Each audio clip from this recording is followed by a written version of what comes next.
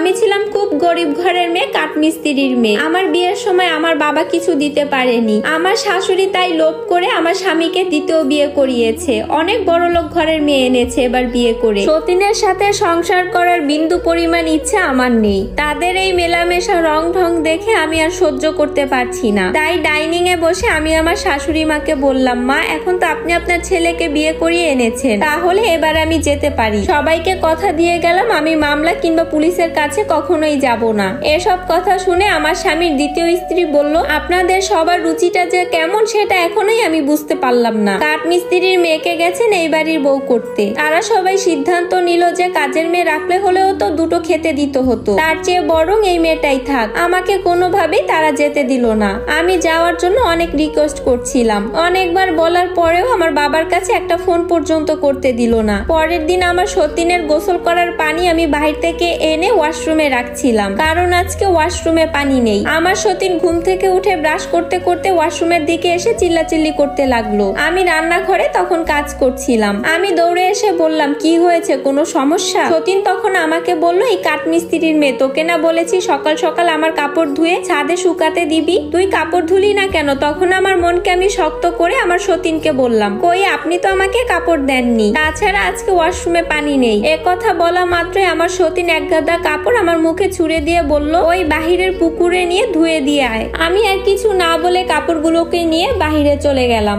দুপুরবেলা সবকিছু নিজ হাতে রান্না করার পর সবাই একসাথে খেতে বসলো। আমি সবাইকে খাবার দিচ্ছিলাম। এমন সময় আমার শাশুড়ি মা বলে উঠলো, বৌমা বসো, তুমিও আমাদের সাথে খাবে। আমিও খুশি হয়ে প্লেটে তাড়াহুড়ো করে ভাত নিলাম। চেয়ারে বসতে যাব ঠিক এই মুহূর্তে আমার সতীন বলে উঠলো, এই কাঠমিস্ত্রির মেয়ে, তোর কোনো যোগ্যতা আছে একই টেবিলে বসে আমার সাথে খাওয়ার? টেবিল থেকে নাম বলছি, আমাকে আর টেবিলে বসতে দিল না। আমি তখন আমার স্বামীর মুখের দিকে তাকিয়েছিলাম। সে এক নাগারেই খেয়ে যাচ্ছে, যেন কিছুই শুনেনি, আমার দিকে তাকাচ্ছে না। তাই আমি বাধ্য হয়ে নিচে বসলাম। সবার খাওয়া শেষে ঝোলটুকু দিয়েই আমি ভাত খেলাম। আমার স্বামীর দ্বিতীয় স্ত্রীকে নিয়ে ঘুমানোর জন্য রাতের বেলা প্রতিদিন আমাকে ডাকে মশারি টাঙিয়ে দেওয়ার জন্য।